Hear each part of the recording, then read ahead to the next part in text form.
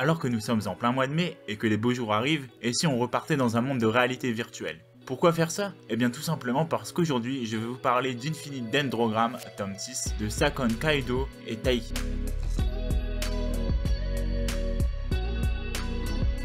Alors effectivement, on va parler du tome 6. Pourquoi du tome 6 et pas des 5 autres? Eh bien tout simplement parce que les 5 autres, j'en ai déjà parlé sur mon blog à l'époque. Vous trouverez les liens dans la description, un lien pour chaque article. Mais puisque vous êtes là, avant que vous ne partiez, autant vous expliquer directement ce que c'est Infinite Dendrogram. Pour les autres, ceux qui veulent la critique du tome 6, je vous invite à cliquer sur le chapitre correspondant. Infinite Dendrogram est donc un light novel où l'on suit Sterling, un tout nouveau joueur du VRMMO Infinite Dendrogram. Mais ici, pas de jeu de la mort, pas de VRMMO où si l'on meurt dans le jeu, on meurt en vrai. Ici, les gens ne sont pas bloqués, ils peuvent sortir et vivre leur vie comme ils le souhaitent. De plus, la série possède pour moi deux atouts majeurs. Le premier est un univers riche et développé, dès le départ qui plonge directement le lecteur dans le bain. À la lecture, on sent que l'auteur prendra soin de son univers et ne le jettera pas à la poubelle pour en créer un autre dès qu'un arc sera terminé. Et presque en toute logique, si le premier point est l'univers, le deuxième point consiste tout simplement en les personnages. Puisque si Sterling est effectivement le personnage principal, d'autres arriveront au fur et à mesure de l'histoire. Et ceux-ci seront assez souvent mis en valeur par l'auteur qui leur consacrera un ou plusieurs chapitres afin qu'on puisse découvrir leur histoire ou même leurs aventures parallèles à celles de Rei. Ainsi, il n'y a pas que le héros qui a le droit à tous les honneurs. Et c'est quelque chose que j'apprécie vraiment beaucoup, surtout dans les récits de VRMMO. Et enfin, je n'oublie pas le point qui est au centre de l'œuvre, c'est tout simplement la relation humain-intelligence artificielle. Je ne développerai pas plus ici, mais sachez qu'elle est extrêmement importante dans l'œuvre et qu'elle est extrêmement mieux amenée qu'une certaine œuvre qui commence par un S et qui finit par un O. Infinite Dendrogram est une œuvre que j'apprécie vraiment beaucoup, et j'espère qu'avec ces quelques minutes, je vous aurai donné envie de découvrir l'œuvre. Et si c'est le cas, eh bien je vous conseille de faire un tour sur la boutique de La Novel. La Novel, c'est tout simplement l'éditeur français d'Infinite Dendrogram. Sur leur boutique, vous pourrez trouver les tomes au format physique, mais aussi au format numérique. C'est un bon moyen de les soutenir en passant directement par eux, et c'est aussi la facilité, puisqu'il sera plus facile de trouver vos tomes plutôt que de galérer en librairie. Tant qu'à faire, je vais vous mettre le lien dans la description, et je tiens à préciser que ce n'est pas une OPSP, c'est juste moi qui avais envie de faire un petit peu de pub pour le light novel et pour la novel. Sur ce, maintenant que cette petite présentation très rapide d'Infinite Dendrogram est terminée, il va falloir qu'on passe au tome 6 maintenant.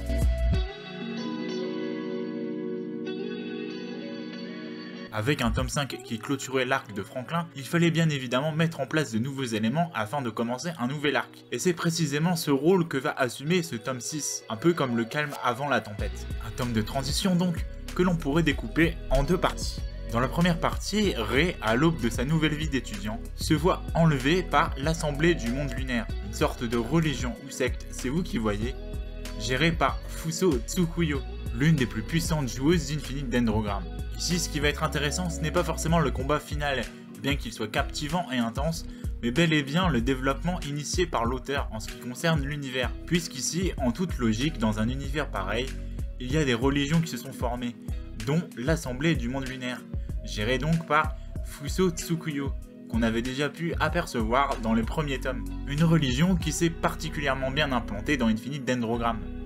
Mais c'est aussi l'occasion pour nous lecteurs de nous rendre compte à quel point Rei a pris du galon et à quel point il est devenu célèbre dans le jeu, au point qu'il se fasse enlever par une organisation religieuse. Mais c'est aussi l'occasion pour nous d'en savoir plus sur le passé de Shu, Figaro et donc Fuso, histoire de lui accorder encore plus d'importance. Et alors que Rei est largement mis sous le tapis dans cette première partie, c'est enfin au tour de Nemesis de briller un peu. Pas forcément en termes d'action, mais en termes d'introspection et de développement de personnages, chose qui manquait un petit peu tout au long des derniers tomes. C'est donc une bonne chose qu'elle soit mise en lumière ici. On a donc une première partie plutôt simple, plutôt rapide, mais qui sert à mettre en place de nouveaux personnages, chose bienvenue dans un tome de transition.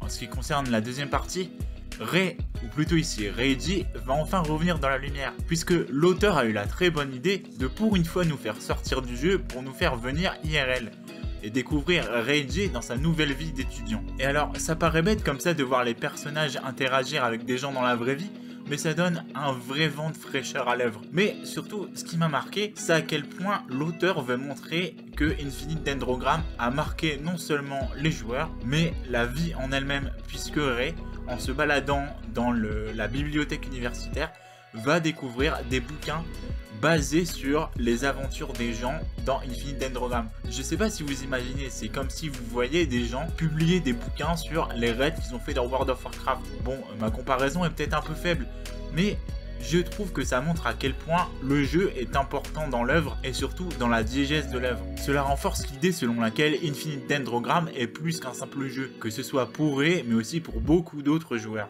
Mais ce petit passage IRL, aussi rafraîchissant soit-il, va surtout servir d'amorce à la seconde quête de Ray, accompagné par un nouveau personnage en la personne de B3 ou B3 ou B-San, je ne sais pas. Mais ça va surtout être l'occasion pour l'auteur d'aborder un point somme toute plutôt logique quand on reconsidère l'œuvre, ce sont les relations Master-Tian. Alors, pour rappel, les Masters ce sont les joueurs, les Tian ce sont les personnages non joueurs, mais des personnages non joueurs dotés d'intelligence artificielle. Et quand je parle de relations Master-Tian, je parle bien évidemment de relations entre adultes. Et je trouve personnellement que c'est une très bonne idée, puisque cela permettra aussi à Nemesis de réfléchir encore un peu plus au dilemme auquel elle est confrontée. Et puis, comme il faut tout de même un peu d'action, nous faisons ici la découverte d'une nouvelle guilde de PK. Une guilde de PK qui a des règles assez particulières, notamment celle de ne pas attaquer les Tian et de prévenir avant de lancer son attaque. Ça donne un côté assez particulier, mais un côté plutôt humain que j'aime beaucoup. Un côté qui n'oublie pas que ces PK, même s'ils tuent des gens, sont des joueurs. Mais encore une fois, ça nous permet de découvrir de nouveaux personnages qui, je le sens, seront importants pour la suite.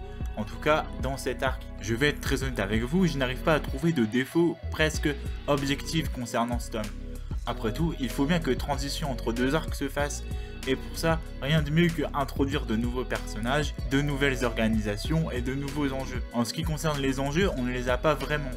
Mais en ce qui concerne les nouveaux personnages et les nouvelles organisations, on est servi. Alors, on pourra effectivement dire que, en ce qui concerne les combats, on n'est pas vraiment servi. Il n'y en a que 2 à proprement parler, et elles ne sont pas vraiment assez longs. Ils sont plutôt courts, même s'ils sont plutôt épiques. On pourra aussi noter que Rook et Mari, bien que présents au début du tome, ne le sont plus du tout juste après.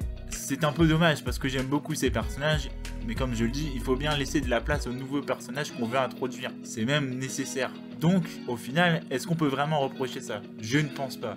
Les fans seront déçus, mais au bout d'un moment, il faut faire des choix. Et puis après tout, moi ce que j'aime dans Infinite Dendrogram, ce ne sont pas forcément les combats, mais vraiment le travail qui est fait sur les personnages et sur le développement de l'univers qu'on nous propose. Et à ce propos, je trouve que ce tome remplit parfaitement ce rôle. On nous présente de nouveaux personnages, de nouvelles organisations offrant un nouveau côté à l'univers, on approfondit un personnage principal existant en la personne de Nemesis, tout en nous offrant une réflexion sur l'univers mis en place. Que demande le peuple franchement? Je le répète, mais ce tome 6 remplit parfaitement son rôle de tome de transition. Enfin, avant de conclure véritablement, un petit mot sur les illustrations de Taiki qui sont encore une fois très réussies et très jolies, de quoi en avoir plein les yeux. C'est vraiment quelque chose que j'apprécie dans Infinite Dendrogram et je trouve que le style de Taiki marche très bien. Pour conclure véritablement, je pense que vous aurez compris que j'ai vraiment adoré ce tome. Un tome donc de transition qui fait vraiment très bien son travail, puisqu'il fait le lien entre l'arc précédent et les événements à venir en apportant tout un tas d'éléments intéressants.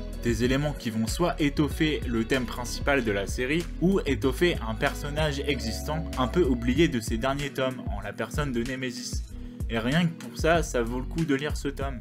Et quand bien même je devrais trouver un défaut, eh bien je dirais que le seul défaut que je trouve, c'est celui de ne pas pouvoir lire le tome 7 tout de suite. C'est un peu frustrant, mais ça veut aussi dire que le tome 6 fait très bien son travail. Donc pour le coup, je ne vous souhaite qu'une chose, que vous aussi vous ayez envie de lire le tome 7 tout de suite là maintenant. Et voilà, cette vidéo est terminée. Si vous n'avez pas vu le petit passage récapitulatif, je vous encourage à aller sur le site de La Novel. Là-dessus, vous pourrez acheter vos tomes en numérique, mais aussi en physique directement sur le site de l'éditeur, plutôt que de galérer à les trouver en librairie, là où les light novels sont parfois cachés. Et puis au moins, ça permet de soutenir directement La Novel.